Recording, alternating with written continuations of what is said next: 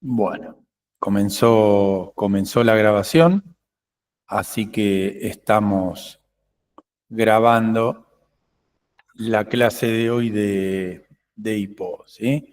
Recuerden que estamos haciendo remoto para Pergamino y obviamente al que se quiera sumar, y mañana la comisión de Junín tiene la clase presencial.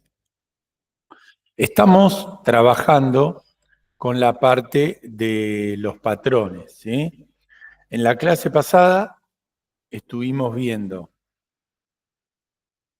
el composite, que hablaba de un elemento que se compone de cosas más pequeñas en su interior, como por ejemplo decimos siempre un alfajor, una caja de alfajores, una gaseosa, un pack de gaseosas, y cualquier elemento o cualquier, perdón, problema que tenga esa característica, ¿sí? De elementos pequeños que forman parte de algo más grande. Y recuerden que tienen esa flechita para arriba que marca una especie de recursividad o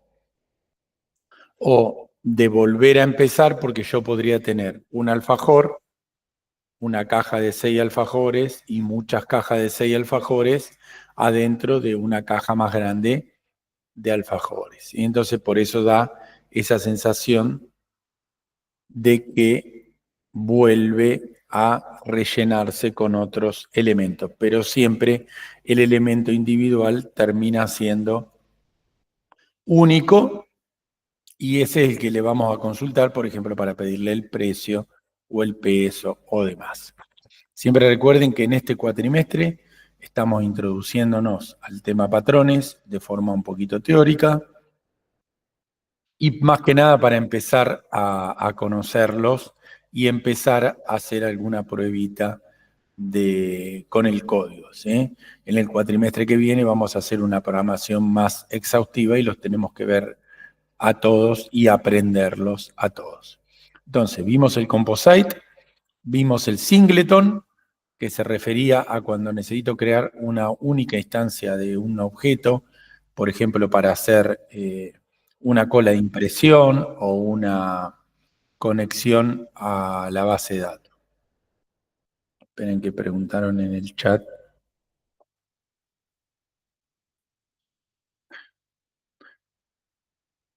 Sí, Jeremías, la semana pasada no hubo clase para ninguna de las dos comisiones para mantenerlas parejo. Así que hoy te podés quedar, está bien, y mañana tienen la misma clase que estoy dando yo de forma presencial. La semana pasada, como dice la plataforma, no dimos teoría porque nos quedaban con el feriado, si no nos quedaban desfasadas.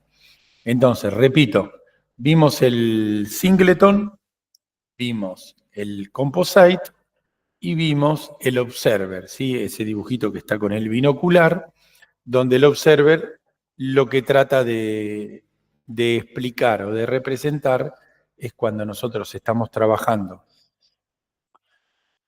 Somos muchos objetos o muchos organismos o muchas páginas web, si lo quieren llevar a la realidad, que estamos pendientes de un valor.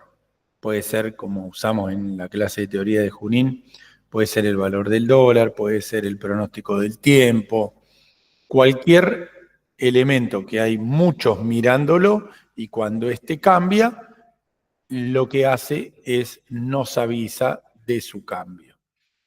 No es que todo el tiempo le preguntamos, sino que cuando cambia nos notifica. Por eso se llama observer, porque el objeto observado lo que hace es cuando cambia nos notifica. Por eso en el diagrama tenían el método notify. Hoy vamos a hacer una pequeña repasadita o explicación vamos a continuar con el state y luego vamos a ver el adapter, que son los 5 patrones que faltan. En una diapo creo que quedó escrito adaptor, pero es adapter, ¿sí? De adaptador. ¿Qué es lo que tienen que saber para el parcial de los patrones? Tienen que saber más que nada la explicación teórica, un ejemplo y acordarse un poquito la estructura del diagrama UML. Pero más que nada, si lo pueden explicar con sus palabras, es mucho, mucho mejor, mucho más fácil. El state, como yo les había dicho el otro día cuando los vimos en Junín, y supongo que Luciana habrá dicho algo parecido, siempre cuando enfrenten a los patrones, comiencen con el nombre para empezar a acordarse de qué se trataba. Esto obviamente se refiere a los estados, a los cambios de estado que sufre un objeto. Entonces, la idea es que si yo me encuentro, ¿sí?, con un objeto que va pasando por muchos estados, ¿sí? Acá en la teoría tienen un ejemplo que podría ser el estado del tiempo, donde puede pasar, como los dibujitos lo muestran, por 1.000.000 de estados distintos. Si uno no utiliza patrones, la implementación típica, ¿cuál es? Es tener un atributo donde yo le voy cambiando el estado y le digo, ahora estás nublado, ahora estás soleado y demás. Generalmente, cuando uno no vio patrones, lo más probable que haga es enfrentar esta programación utilizando código, ¿sí? ¿Qué es lo que propone este patrón? Lo que te propone es no pongas código dentro del objeto, en este caso que representa el estado del tiempo, sino que va a permitir o va a proponer que los estados se pongan fuera del objeto, ¿sí? Entonces lo que trata de hacer es que ese comportamiento del objeto que está asociado con los estados salga y se coloque fuera del objeto. ¿Para qué? Para que no se coloque código adentro, no se pongan un montón de if está nublado, te pongo tal mensaje y demás. Fíjense que cuando vemos el diagrama, el estado concreto es el que se denomina contexto, ¿sí?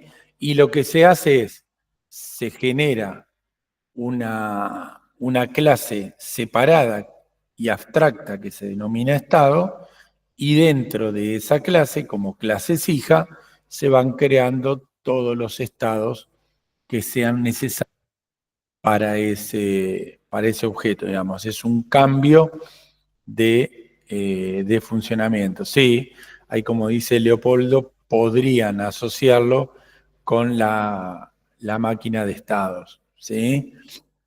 Pero básicamente lo importante que ustedes entiendan es una solución muy simple y súper repetitiva, porque cualquier objeto que ustedes hagan que maneje estados, por ejemplo, el auto puede manejar, voy leyendo el chat lo que pone Leopoldo, digo, cualquier objeto que ustedes hagan que maneje estados, lo separan. El auto puede ser encendido, apagado, andando, frenando y demás. Por ejemplo, cualquier electrodoméstico que ustedes tengan que modelar tiene estados, por ejemplo, un lavarropa, encendido, lavando, centrifugando y demás.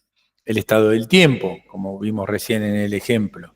Digo, cualquier elemento que cambie de estado en el cual va realizando distintas operaciones, podría utilizar este patrón. Por ejemplo, ustedes como alumno también tienen estados, y los estados son activo, que está cursando, pasivo, que no está haciendo ninguna actividad, dado de baja, porque vino el alumno y dijo, me doy de baja porque me voy a otra universidad o porque dejo de estudiar. Digo, el alumno pasa por estados, el docente pasa por estados, y lo que propone este patrón es simplemente, che, no pongas un atributo estado, sino que separalos y hace una jerarquía de estados. Y si el día de mañana se te ocurre o necesitas agregar un estado nuevo para ese patrón state, simplemente lo que tienen que hacer es una clase hija debajo de estado, que sería estado concreto 3, 4 o 5. Obviamente ahí va el nombre del estado, ¿no? Este es un ejemplo. Y siempre la clase que está arriba, que se denomina estado, es una clase abstracta. Recuerden eso porque hay que hacer las clases hijas, que son los estados reales. Y el elemento que está de la izquierda, que se denomina contexto, sería el auto, la persona, el lavarropa, y con esa flechita que va para la derecha, lo que está representando es que tiene un atributo de tipo estado. Y ahí directamente se pondrá estado concreto 1 o se cambió de estado, se le guardará un objeto estado concreto 2.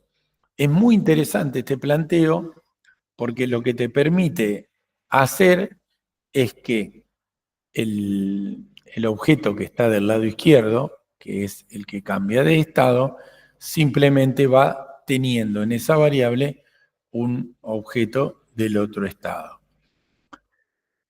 Y eso me evita poner un if o un atributo de tipo string y demás en el objeto que cambia.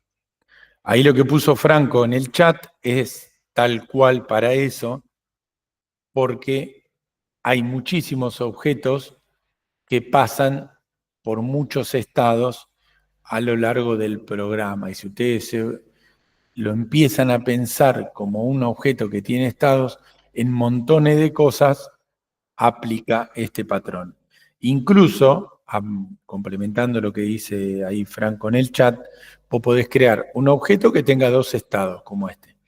Y después, con el uso o la evolución de tu programa, si hay que ir agregándole estados nuevos a ese objeto, no se altera nada del código que tengo, simplemente agrego una clase hija y demás. ¿Sí? Sí, ahí, digamos, estoy leyendo el chat que lo tengo abierto acá en paralelo. Es interminable, por eso este patrón, ustedes lo van a ver el año que viene, justo no, digo, es uno de los más prácticos de implementar cuando ustedes empiecen a programar patrones.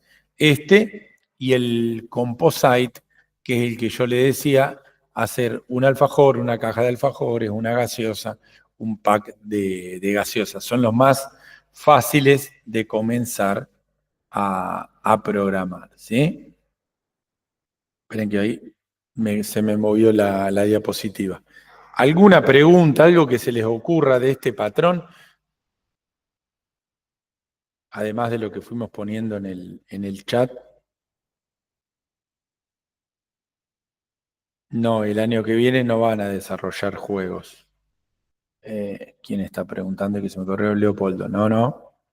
El año que viene hay que seguir programando y profundizando la programación orientada a objetos con patrones y mejorando también los UML, ¿sí? El cuatrimestre que viene vamos a hacer muchísima cantidad de programación y ya con un IDE distinto a lo que sería BlueJay, sino con un IDE como IntelliJ, NetBeans o Android Studio, que ya sea profesional y sea un poco más serio.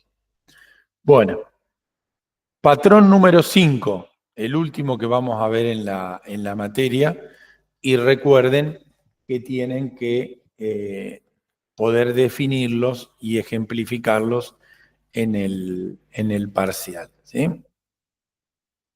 Este patrón se denomina adapter. Antes de meterme con este ejemplo, ¿sí?, que lo tienen profundizado acá, el nombre del patrón se denomina adapter. Entonces, sin que yo les explique nada, les voy a empezar a decir que el patrón se relaciona con un adaptador. Y si yo pienso en qué adaptador, el ejemplo más fácil que tienen que pensar es el de un enchufe y un toma. ¿sí? Lo voy a arrancar por otro ejemplo distinto al que están viendo. Entonces, el patrón dice, si yo tengo un enchufe en la pared y tengo que poner un toma, si el enchufe tiene solamente 2 patitas y yo tengo los enchufes nuevos de 3, no va a coincidir. Por supuesto que la opción más fácil, ¿cuál sería? O una opción, perdón, sería corto el enchufe, tiro las 3 patitas, le pongo al cable uno de 2 patitas y va a enganchar. Pero estaría alterando este componente. Otra opción, ¿cuál sería? Agarrar el enchufe que está en la pared, lo tiro y pongo uno nuevo que tome 3 patitas. Pero fíjense que en los dos casos o altero el cable o altero la cajita de enchufe que está en la pared. Entonces el patrón dice, no, no altere ninguno, pone en el medio algo que te solucione el problema que estás enfrentando. Eso es el patrón adapter.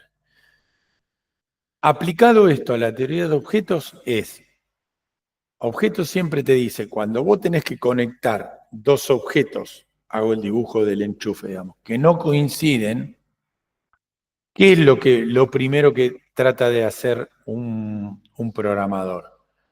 O modifica el código de un lado o modifica el código del otro, que es lo que yo dije recién. O le corto la ficha y pongo una nueva, o cambio la cajita del enchufe que está en la pared.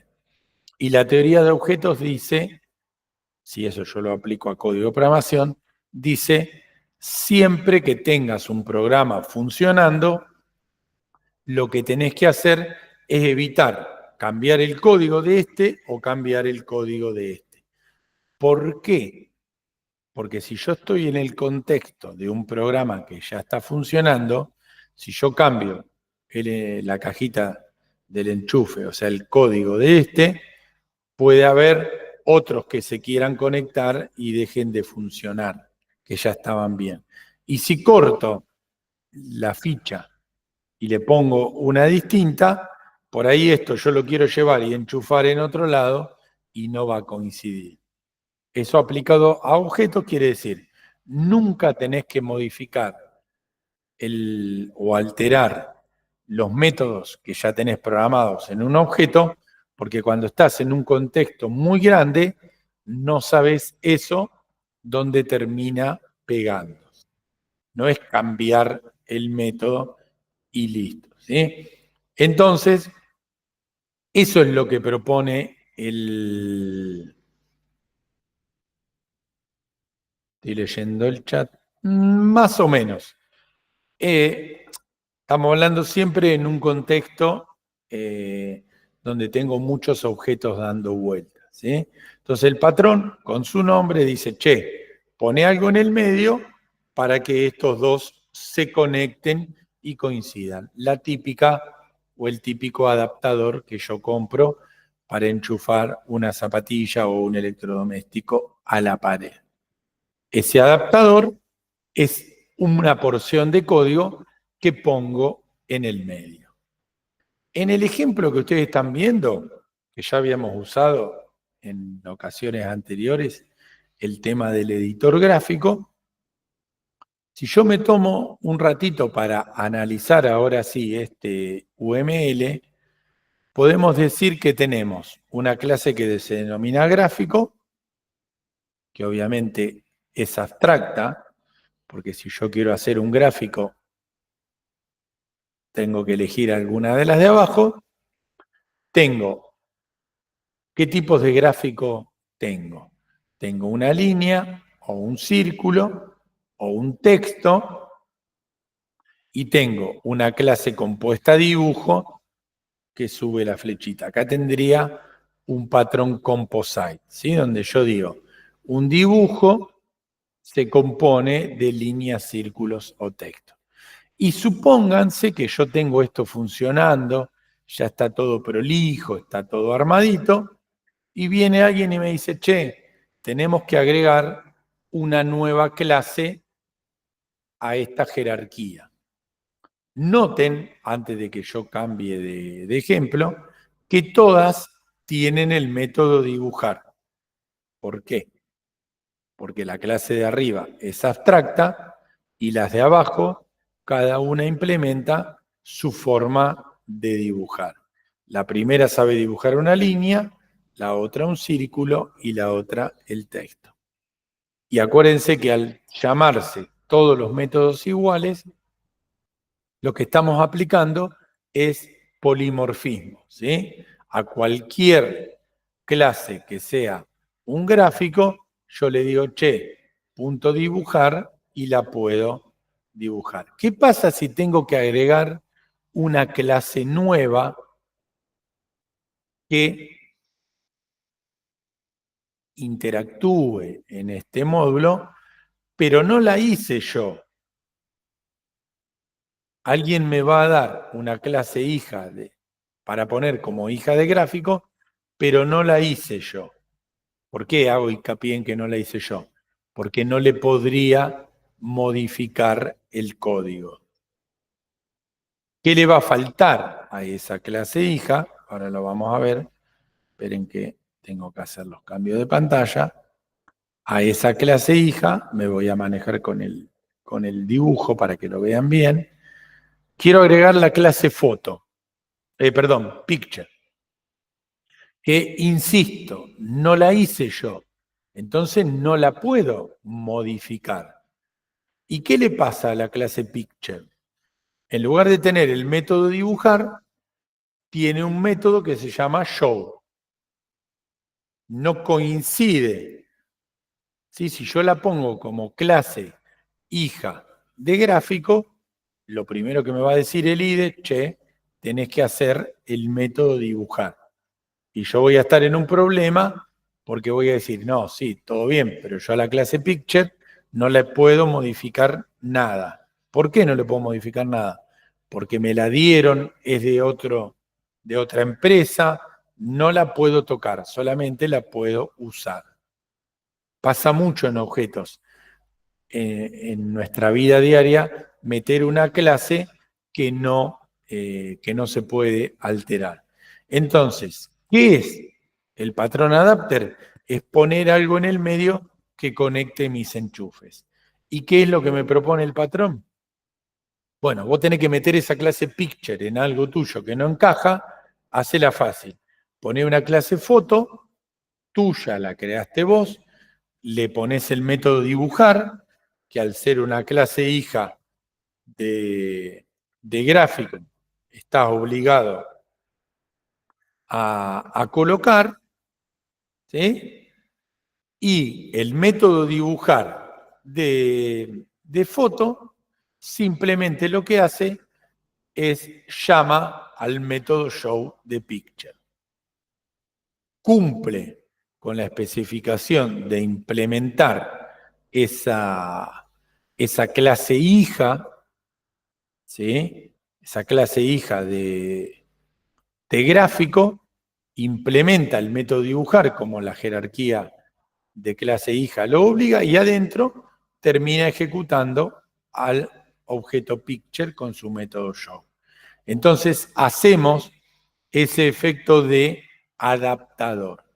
Es clave que ustedes entiendan que son ejemplos que aplican a determinadas situaciones que suelen pasar en programas grandes cuando uno quiere ensamblar objetos nuevos con objetos que ya existen y objetos nuevos que uno no quiere modificar. ¿Por qué uno no quiere modificar el método show de la clase picture? Y no lo queremos modificar porque la clase picture es utilizada por un montón de otros objetos del programa y no se puede alterar, porque si yo la toco, puede explotar por muchos lugares. Ustedes, siempre insisto, piensen en programas grandes que llevan muchos años de actividad como para imaginarse por qué esa clase picture que quiero encajar no le puedo cambiar el código fuente. No es que está prohibido editarla, ¿eh? Uno puede editar todo lo que quiera, Pero digo, para asegurar compatibilidad con todo lo que tiene, uno no la puede cambiar. Fíjense que este patrón es muy importante y es muy simple. Simplemente es eso. Cuando querés meter un objeto que no coincide en una jerarquía de herencia y no te coincide en los nombres de los métodos que tenés que implementar. Poné algo en el medio y llamás al otro. Digo, lo importante es que ustedes se queden con un razonamiento acerca de los patrones para decir, o no sé si les habrá pasado cuando los van viendo, que dicen, uy, qué solución pava, qué simple esto. Justamente se trata de eso, ¿sí? De soluciones simples que por ahí no se me ocurren y que alguien o un montón de autores hace más de 20 años se pusieron a recopilar situaciones comunes en el mundo de la programación orientada a objetos y lo plasmaron en un libro y en una filosofía que se denominan patrones. ¿Cómo cuál sería la relación? No es clase hija ni nada. Simplemente la clase foto lo que hace es utiliza la clase picture para hacer el dibujo, ¿sí? Por eso tienen una flecha común. La clase picture no es hija de foto, nada. Simplemente que foto necesita ejecutar el método show de picture. Entonces, instancia un objeto picture y le ejecuta el método show para que haga su tarea, ¿sí? Lo que preguntó Francisco es importante porque la relación es simplemente una relación de uso de otro objeto. No es hijo ni nada de foto. Muchas veces, repito, nos pasa esto en la vida real, que no podemos alterar el código de algunos objetos, como en este caso Picture, porque lo utilizamos en montones de otros lugares de la aplicación. Siempre que damos patrones todos los años se dan la situación de decir, no los voy a necesitar nunca, o son muy fáciles, pero lo puedo hacer distinto, o no, le modifico el código a Picture y listo, no me va a pasar nunca. Ustedes tienen que pensar que ahora están aprendiendo toda esta lógica, pero cuando estén trabajando, o el año que viene que ya programemos más estos patrones, son situaciones que se producen con cierta frecuencia, no todos los patrones, pero determinados, ¿sí? Y además, cuando uno trabaja en empresas o en consultoras y demás, donde hay grupos de programadores y a veces uno se va y nosotros ingresamos nuevo, o al otro lo mueven de proyecto y yo continúo lo que él estaba haciendo, todas las empresas te obligan o, digamos, te guían a que trabajes con patrones, porque lo que buscan es generar un código estándar, entendible, para el programador que viene, ¿sí? Y esto obviamente, toda esta parte de UML y luego de programación, lleva documentos de aclaración y de documentación del código, donde dicen, acá utilicé el patrón adapter, acá utilizamos el patrón composite. Entonces, es como que un desarrollador le va dejando al que venga después de él su documentación. No es que lo hacemos de buena voluntad o porque siempre tenemos ganas de hacerlo, sino que obviamente nuestro jefe, nuestra empresa, nos obliga a dejar esa documentación. Más que nada piensen ustedes que hoy en día la rotación de personal en todas las empresas de software es constantemente frecuente, los recursos se van a otro lado, los cambiamos de proyecto, van y vienen. Entonces, si no se siguieran todos estos estándares en todos los software que tienen cierto tamaño y además que tienen una cierta continuidad en el tiempo, sería muy difícil de de poder mantener el software y sería muy costoso cada vez que un recurso se me va y viene uno nuevo. Bien, ¿alguna duda de los patrones que vimos? ¿Algo que se le ocurra preguntar de patrones? Digo, como para ver qué se les viene a la cabeza o qué sensación tienen cuando los ven. Lo que en el chat, aprovecho si alguno mientras quiere hacer una pregunta, lo que Leopoldo va diciendo es que es eso, ¿sí? El patrón trata de decirte, che, ¿para qué te va a romper la cabeza pensando una solución? Fíjate si tu problema coincide con alguno de los patrones que ya hay establecido y te podés inspirar en una solución. Y voy a complementar algo más. Obviamente que nosotros en la materia les decimos, lo tenés que estudiar, lo tenés que saber. Pero el día de mañana, si ustedes están enfrentando un desarrollo, tranquilamente pueden utilizar alguna herramienta de IA, que yo tipo el ChatGPT o Gemini, para decirle, mirá, che, tengo este UML, ¿se te ocurre que le pueda aplicar algún patrón? Por ahí pueden usar a la IA como compañero de equipo para hacer un análisis o para ver qué patrón podrían implementar en su producto. Siempre es muy peligrosa y finita esa línea, porque a veces te lo va a intentar hacer todo. Y hay que buscar un equilibrio, ¿sí? Sí, vamos a usar el año que viene, tenemos que aprendernos todo el libro de patrones. Para el año que viene van a tener que aprender y poder explicar todos los patrones que hay en el libro que se hizo para tal fin. No, utilizamos un resumen, ¿sí? El libro de patrones que estamos mencionando en el chat, perdón, ya me refiero al parcial, son muy largos porque el libro de patrones trae la implementación de en distinto código de los patrones, la trae en C y la trae en otros lenguajes.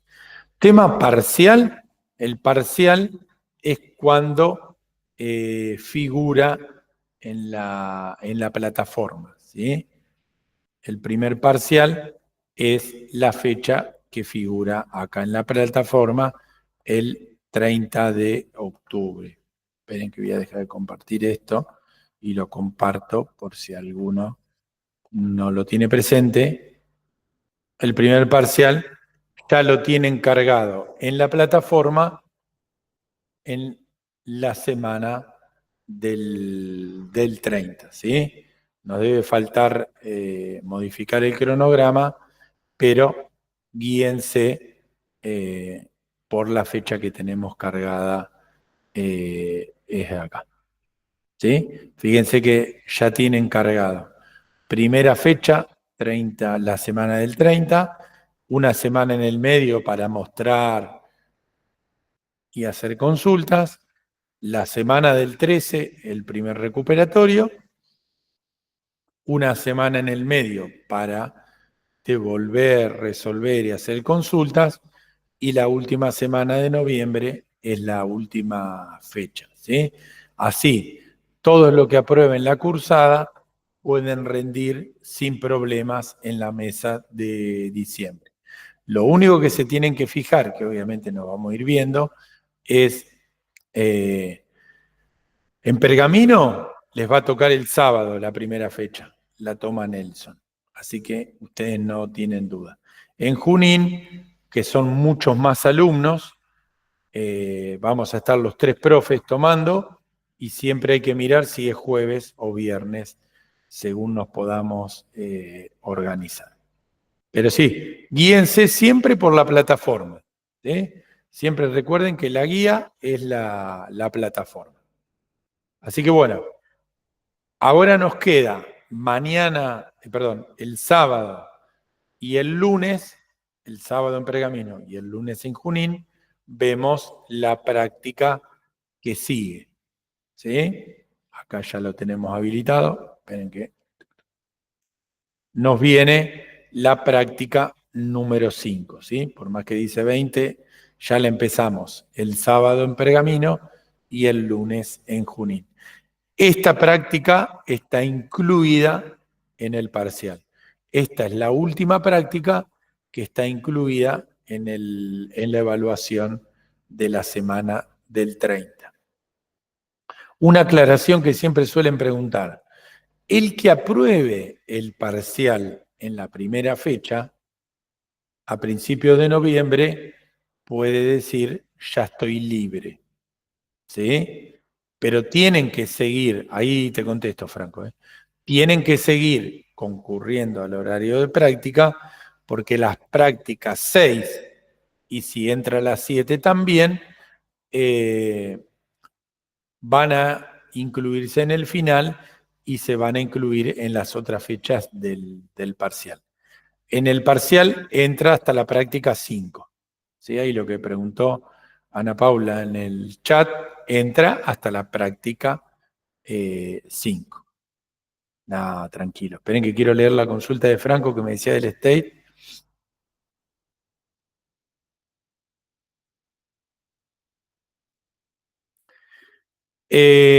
La consulta, si miran, la que hizo Franco en el chat, sí, cuando tengas, yo te diría al revés. Cuando vos tengas un objeto que tiene más de 2 estados, automáticamente tenés que usar el patrón state. ¿Sí?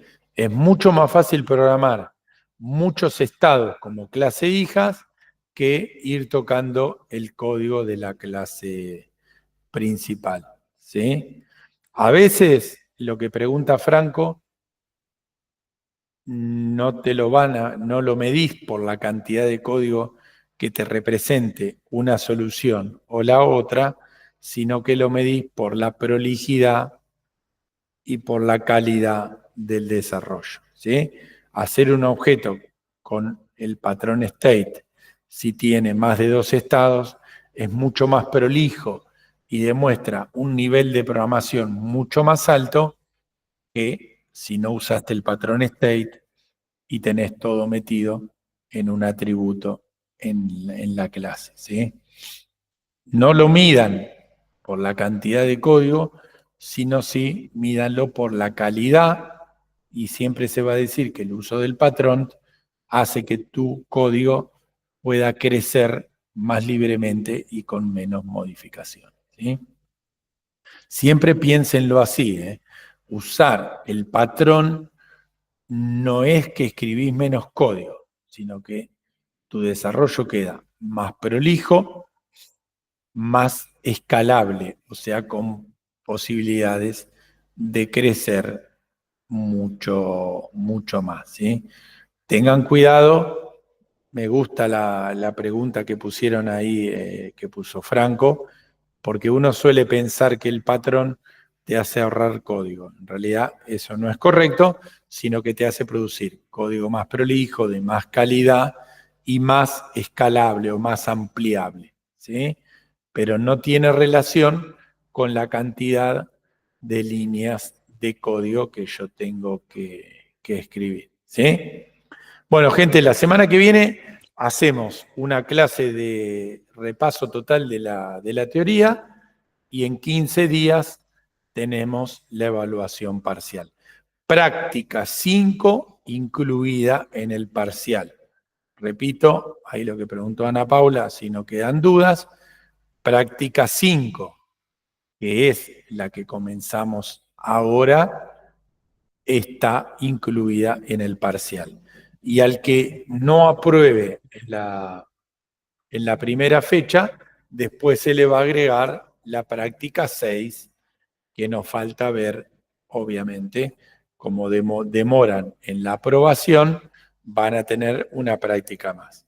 Y recomendación de todos los años, apenas terminan la cursada, rindan el final, así no se olvidan del código, no se olvidan todos los temas que vienen viendo. Si les da la correlativa, la mesa de diciembre es la ideal para rendir, ¿sí? Bueno, chicos, no mucho más que eso. Sí, las preguntas de teoría van a ser todas teóricas. Lo que te vamos a preguntar es, ¿para qué sirve? ¿Cómo entendés con tus palabras que funciona?